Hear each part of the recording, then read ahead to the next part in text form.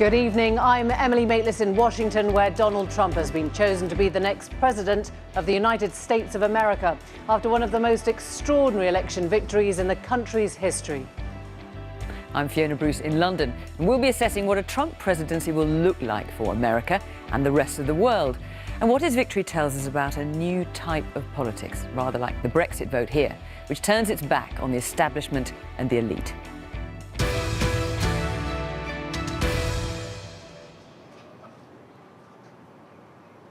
Good evening from Washington, where Donald Trump has been elected to be the next president of the United States after pulling off a stunning and unexpected victory over Hillary Clinton.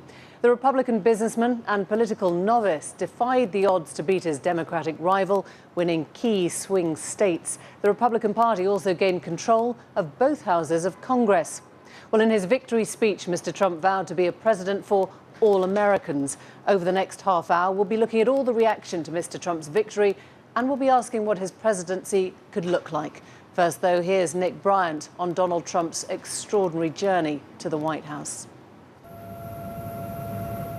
To understand the political rise of Donald Trump, you need to leave behind the skyscrapers of Manhattan and travel to the skeletal old plants of the Rust Belt, where the post-industrial landscape provided a seedbed of discontent, where the carcasses of derelict steel mills served as echo chambers for the slogan, "Make America Great Again." One of the most striking aspects about this election was how a Manhattan billionaire became a working-class hero, of how Donald Trump gave voice to the rage of voters angry about globalization, angry about immigration, angry that politicians weren't listening. He became their protest candidate, a way of making a point.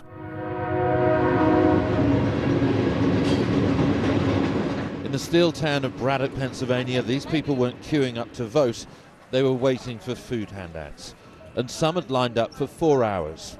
Ordinarily, you'd expect them to vote Democrat. Many, though, supported Trump. Trump all the way, Trump train. Why is it that Donald Trump has such appeal in these communities? He's a businessman. Honesty. He says stuff like our borders, about Muslims, about the refugees. I feel the same way. Because I've had enough of what's going on for the last 20 years. I think we need to change.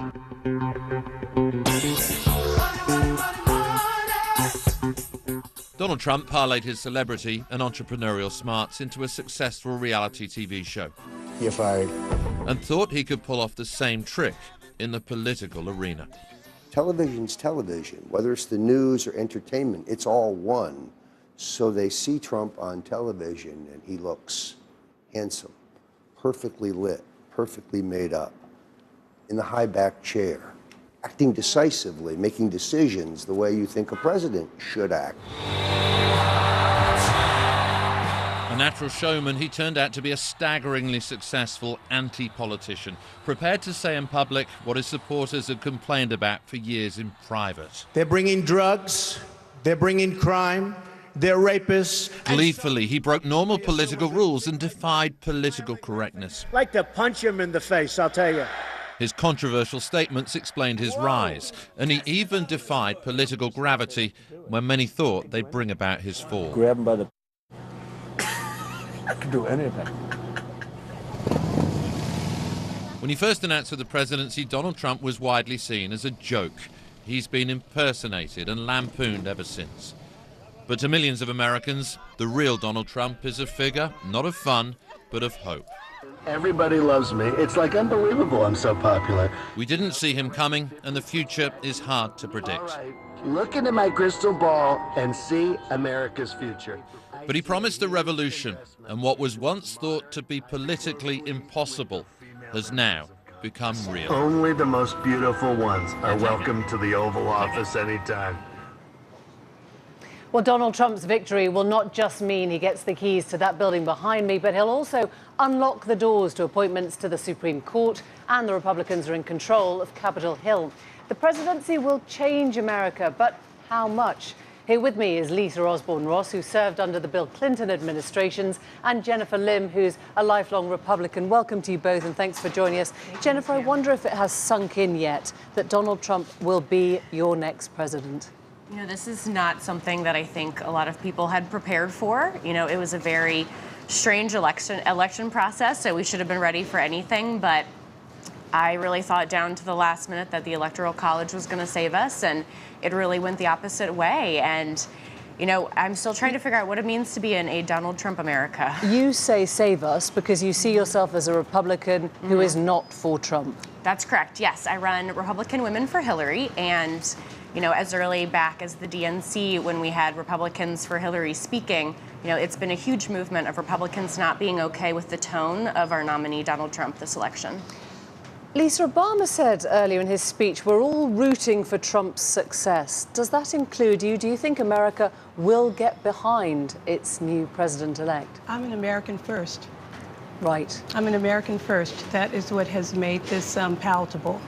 It has been disappointing, it's been challenging, but I've said all along that I think this has actually been good for the country. There was a sentiment that needed to be expressed. There were voices that were not being heard. I didn't hear them. Someone did. It needed to be addressed, and I hope that we can move forward. And there is a huge tranche of America now delighted that they are part of that majority who will be heard. Yes. When you look at the control now that Republicans have of the House, of the Senate, does that strike you as an amazing opportunity or slightly scary?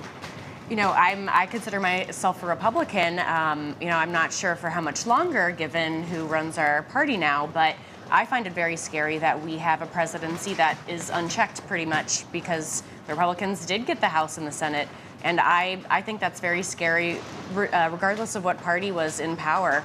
And, you know, I'm really hoping that some of these Republicans who didn't endorse Trump are ready to stand up and keep him in check. And Hillary Clinton said when she conceded this morning, quite movingly, the American dream is big enough for everyone. She was talking, wasn't she, about a sense of social cohesion and the importance of keeping America together and inclusivity of the country. Yes. Do you worry for the direction or the changes that you'll see in America now? I've had several hours now to think about it, and I think I feel differently than I did last night. I believe that what has happened is a cultural shift in our country. In the U.S., in Great Britain, where I was recently with APCO Worldwide, with all of our offices in Brussels and Berlin and Paris, and the conversation was all about this change, where power has been held traditionally by a cohort. They're white, they're male, they're Christian, and they're straight. The world is changing. Our country is changing. And we've had a shift between the two. And I think we thought that today, that new way of thinking, that globalized way of thinking would succeed. It didn't. But we have to address where we are, and we have to come together, and we have to align. Progress looks different to different people. Lisa Osborne-Ross and Jennifer Lim, thank you very much for joining me. It is just starting to sink in here. We're only early afternoon in Washington. Well, around the globe, world leaders have been quick to congratulate Donald Trump on his victory, though not all in the most fulsome of terms. Russia's Vladimir Putin was one of the first to send his good wishes and his hope to improve Russian-American relations from what he called their current state of crisis. Theresa May said Britain and America would remain strong and close partners. But the response in the world's media has been less diplomatic.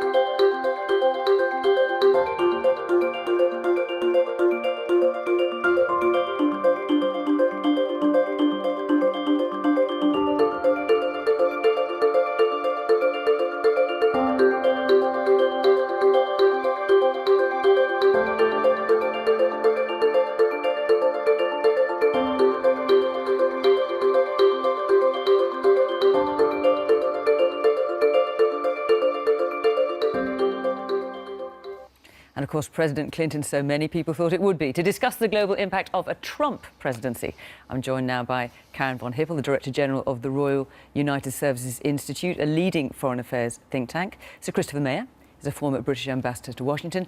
Elise dsat needs very little introduction. Of course, the BBC's chief international correspondent. Elise, so little is known about Donald Trump, but we can glean something about the way his presidency will relate to the world by how world leaders have reacted to him today. I think many world leaders, those who value and understand the importance of America's leadership in the world, have woken up hoping, perhaps against hope, that is always that what a candidate says during the election campaign will not be the views when Mr. Trump becomes president in January. Politicians always make promises. The problem is that Donald Trump is your anti-politician.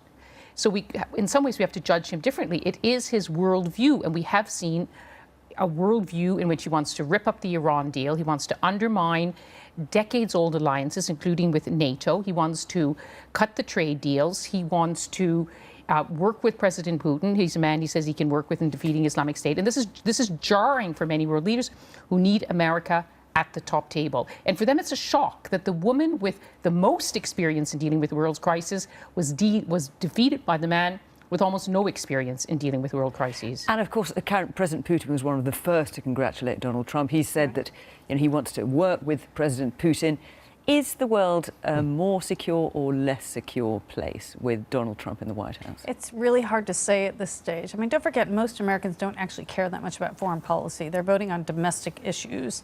But it's really hard to say what kind of president he will be because he really doesn't have much to back up his sort of very basic statements about what he will do. They're all very simplistic. I will build a wall. He's talked about knocking the hell out of so-called Islamic State. Right. I mean, can he do that? Right. I mean, so the issue will be once he sits down with advisors and with others who explain how complicated these issues are, it's going to be a different story. And I suspect he may end up doing many of the things that Obama is doing, but he will probably spin it in a way to make it sound like, oh, here we have a whole new policy here.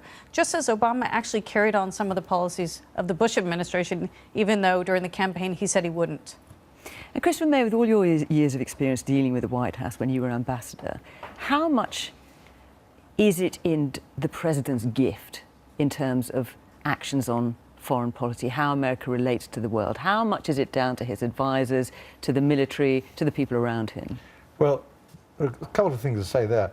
His margin of maneuver, his freedom of maneuver is greater in foreign policy, external policy, than it is in domestic policy. There's more a president can do without oversight, or at least immediate oversight, from Congress. So he could do in the first few weeks, if you like, a whole bunch of stuff in international relations that would scare the Western alliance stiff if they wanted to. I mean, if that's the way it comes out. The other thing that's worrying at the moment is, at this stage in a campaign, and of course, by campaign's over, you would have hoped to be able to get to grips with the close advisors around the president-elect to start putting in things that are of concern to you and finding out things about his policy. And of course, Donald Trump has said, I don't need a foreign policy advisor. I can work it out myself. Where's his team? In 2000, George W. Bush had a group of foreign policy advisors, very experienced, led by Condoleezza Rice, who were called the Vulcans. So when I was in Washington, I wanted to find out what the heck he was going to do in foreign policy. I go off and see Condoleezza Rice or another Vulcan, and I get good stuff. And then later on, they populate the administration. But right now, who are these people apart from Newt Gingrich, blast from the past, Chris Christie, a kind of discredited governor of New Jersey, Rudy Giuliani. And Rudy Giuliani, who was once a sentient human being when he was mayor of New York City at 9/11. He was a very, very good mayor then. He's gone bonkers since. But the interesting thing, I was in Washington last week, and there was talk, there was gossip, who would be Hillary Clinton's new Secretary of State, which would be an important role for her. But they were already saying that people in the think tanks who are Republican-leaning have already been putting their hands up and saying, if Trump wins, I will go and be with him. I will be an advisor because America... to rein him in. Yeah, America is too big to fail. They know that America's standing in the world matters. So they will go to his side to help him win and not to help him fail, at America's expense most of all, but at the expense of America's place in the world. And Karen, if he invites them. Yes, that's the important point. If he invites them. The challenge is he doesn't take criticism, and so any of his advisors who speak truth to power will be gone very soon. I mean, you saw how many campaign managers he had in a very short period of time. And the other thing we know about him from people who've written about him is that he really, I mean, not only does he not take criticism, but he doesn't care about the details of things, and he gets bored very quickly. And so, who knows what he will do in terms of how much he'll get involved in these decisions, or he'll just pass them on to someone else. But there is another way of looking at this. is because he is unpredictable, because no one quite knows what he'll do next. Could that, rather than embolden foreign leaders, actually make them feel, hang on a minute, if I'm feeling a bit aggressive, maybe I better just stay put and see what kind of leader he will turn into? And so one example of that is President Obama has not wanted to use force in the case of Syria. He's taken it off the table. And so it really ties the hand of the Secretary of State. In a situation with Donald Trump, no one will know. And so I think other leaders might be more nervous about taking, more aggressive actions like Russia has. And Syria presumably will be, one would expect, the first place where we will see a difference between American foreign policy as it is now and what it may be under Donald Trump. Well, you may not. You may not, because there are curious areas where Trump and Obama coincide. For example, President Obama's made very, very clear he doesn't like nation building and he doesn't like regime change. Don't do stupid stuff. And in that, he is identical almost with Donald Trump, who says, don't do nation building, don't do regime change. Yes, don't but the get big involved. difference, of course, is that Donald Trump has said, I look forward to the idea of working with President Putin in terms of, as he put it, knocking the hell out of IS, and in terms of Syria. And of course, that is not what America's doing at the moment. He has made it clear that his main ambition, in fact, a lot of the top military chiefs would say the same, our main interest in Syria is defeating so-called Islamic State. That is actually where they do meet. But he has said, I will work with President Assad, I will work with Putin, I will work with Iran, even though he says he wants to undermine Iran, to defeat Islamic State. But what some are saying, well, actually, Russia's ambition in Syria, ground zero for Islamic State, is not about that. It's about keeping President Assad in power. What we know about Donald Trump, he said President Assad is bad, but he says the rebels, including those backed by Washington, may be worse. So in Damascus, what you hear, if do you want to beat terrorism, then you have to work with us. The West has refused that. They say that President Assad's presence is fueling that kind of terrorism. Donald Trump may buy the argument in Damascus and therefore join a different alliance when it comes to defeating terrorism there, and we'll see what happens in Iraq. And can I mention on fueling terrorism, there was a very interesting study in Foreign Affairs where they went through ISIL propaganda, and ISIL was hoping for a Trump victory because they thought it would alienate Muslims in America and potentially have more homegrown terrorists there. So, in a sense, they got what they were hoping for, and now let's see how American Muslims respond. Well, let's see indeed. Certainly, that's the view here. In Washington, of course, they are now adjusting to the new political order.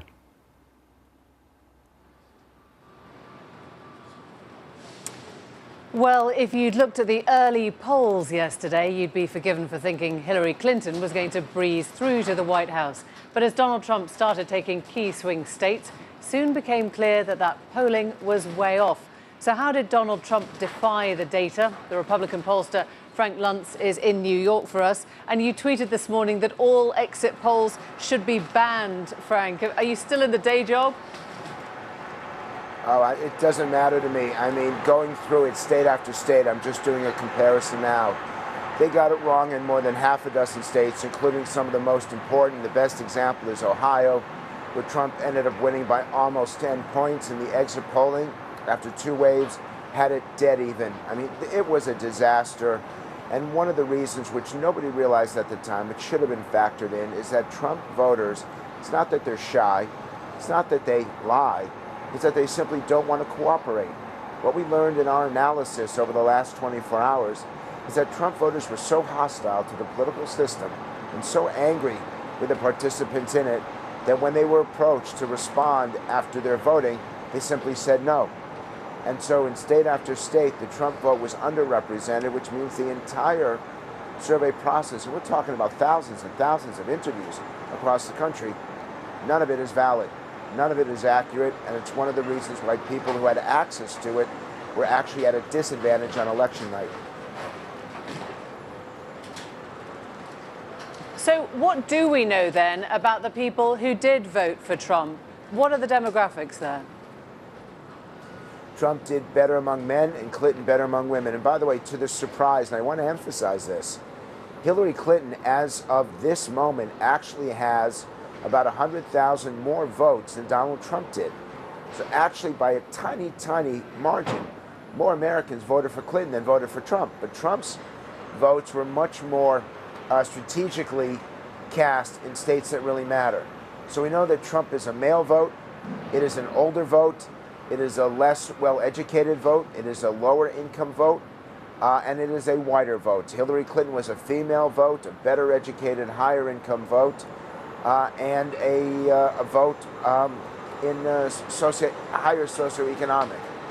And the point that I would make here is that demographically, it's also part of the division that America faces right now, and it is tragic that people from different groups you do not have an even distribution of voting, that if you're in one group, you voted for one candidate, if you're in another group, you voted for the other candidate. And that's going to be one of the challenges in bringing people together. Frank, let me ask you, because the common understanding was that Hillary Clinton had the ground game. She knew how to get the vote out. She had the system. And yet Trump was the one who seemed, as you say, to do it strategically. Was that data or passion or luck in the end? What brought it in for him? It's a combination of all three. There was a significant effort by the Republican National Committee that was effective. They knew how many votes they had to get in specific precincts across the state and across the country. But more than that, Trump's people had passion. And I went to a number of Trump rallies in the final hours of the campaign, and these people were so fired up that you knew that they were going to vote whether or not they got a phone call or an email or a text. In Clinton's effort, the voters were not that interested. They were not that driven. And so it required a professional get out the vote effort. In Trump's case, geez, I mean, these people had been waiting months, in some cases more than a year, to vote for this guy, and they couldn't wait to vote. And on election day, they stood in line for hour after hour after hour. Nothing would get them to budge because they felt so strongly about their candidate. Frank Luntz, thanks for making sense of that for us. Republican pollster Frank Luntz there. Well, Donald Trump, in one of his final rallies, called upon America to deliver a victory similar to Brexit, giving the Washington elite a kick in the teeth. That's exactly what America has done. Alan Little looks now at whether Donald Trump's victory is part of a global trend towards a new anti-establishment politics which favours charismatic leadership and optimism over party allegiance and experience.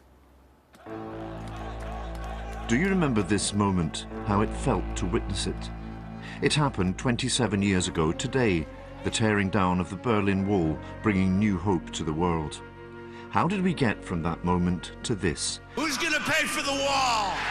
To a popular rage for new walls. We will build a great wall along the southern border. The new politics is most firmly entrenched in industrial communities devastated by globalization across North America and Europe. It is, above all, a revolt against open borders. It is also a revolt against immigration. Even in Poland, whose people have benefited enormously from the right to live and work in other countries, an anti-immigration party was swept to power last year. There's also something ideological as well as economic at the heart of it, a kind of nationalism, a sense that some vital national character is under threat.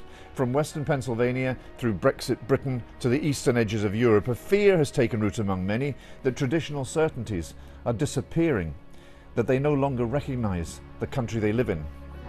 It is a revolt too against governing elites, people perceived to have done well from the globalised economy. And that distrust has walked hand in hand with a revolt against expertise. It has brought a new age of post-truth politics. First, public scepticism toward the glib and oily arts of political spin. Now, a widespread disregard for evidence. The Brexit campaign promised £350 million a week available for the NHS. It wasn't true, but it didn't matter. Are we also in a new age of authoritarianism? Trump, as a candidate, threatened to jail his opponent. Last night, he said the country owed her an immense debt of gratitude for her long service. Across the democratic world, we are in new territory. Well, let's talk about that new territory. I'm joined with Jonathan Freedland, who's a writer and journalist at The Guardian. One of the things Donald Trump said repeatedly throughout his campaign, he said it again today, is that he is speaking for the people that the Washington establishment has forgotten. And that was a key part of his appeal, wasn't it? Yes, I mean, he had a big vote among people who had been left behind. That was the phrase we used here about a lot of the people who ended up voting Leave, particularly Labour voters ordinarily, who voted Leave, and he was speaking about them. And he did. He managed to peel off a whole constituency of white working class voters who normally would have affiliated with the Democrats and crossed over to vote for him. So he was speaking for them, but that wasn't all his vote. He wouldn't have done enough. He wouldn't have got enough to win if it had just been them. He also spoke to people who are actually not left behind, who are doing quite well, above average income, quite affluent, often college educated. The other messages that he was pushing, those sort of cultural messages you heard in Alan Little's report about identity and uncomfortable questions of race, I would say of gender, the fact that Hillary Clinton was a woman, those sort of issues played for people who weren't economically deprived, but didn't want to see a woman ruling over them, a woman president, and had some kind of racial animus too. People have been calling it a white lash, like a racially motivated backlash against the way things are. And what parallels can we draw with the Brexit vote here? Because certainly Donald Trump very clearly drew parallels. He talked about Brexit plus, plus, plus. He said, this is our Independence Day. He was hugely encouraged by Brexit. You remember he came actually to Scotland the day after the Brexit vote, wrongly thought that had been an area that voted Leave. It actually voted Remain. And of course, Nigel Farage went there. And Nigel Farage went there, and we're told Nigel Farage was on a plane straight away today. So he saw it as huge encouragement, first of all, because it defied the pollsters. It defied the elites and the experts. And he wanted to say, that's what my candidacy will do too. Even when the experts have written us off, you can still win. So that was one element. But the other was this deeper point, which was a rebellion, yes, against globalization, against global trade. He decided the EU was in effect just a one big trade deal, and he was against trade deals and is moving towards a kind of protectionism. But also that more nebulous area, again, slightly more toxic area about identity, take our country back. So when he said, here the slogan was take back control. His slogan was make America great again, but you've got the word back in one slogan, again in the other. The sense that there was a better yesterday, that we want to turn the clock back to that better era, and people read into that, maybe even like a dog whistle, they hear into that, before we were so diverse, before we were so mixed, an earlier, perhaps more homogenous, even whiter era. That's what is going on, I think, beneath the lines or between the lines in both cases. Well, let's talk to Raheem Kassam, who is in New York for us. He recently stood and then stood down for the leadership of UKIP, and he's the London editor-in-chief of the right-wing online news network Breitbart News. Raheem, you have the accolade, if you like, of having been at the Brexit party and the Trump party. Clear parallels with the Brexit vote, and certainly that's something that you have picked up on. Yeah, I think perhaps I was one of the only people in the world who was in both victory parties, and it was really very similar last night in the Trump party, especially at the beginning when people weren't so sure about how Florida was going to go. But the similarities with Brexit are outstanding, actually. You know, the way we see it, and of course, you know, when I run Breitbart London, and we come from a particular angle on this, is the people speaking. It's you know, the ordinary people standing up for themselves again, and that's what we saw during Brexit, and I think that's what we saw here yesterday. Raheem Kassam in New York, thank you very much. Jonathan, thank you very much to you. There are elections to come next year in Europe, in France, Germany and Holland. We shall see if we see echoes of what's happened in America over there. That's all from us here in London. Let's get a final word from Washington.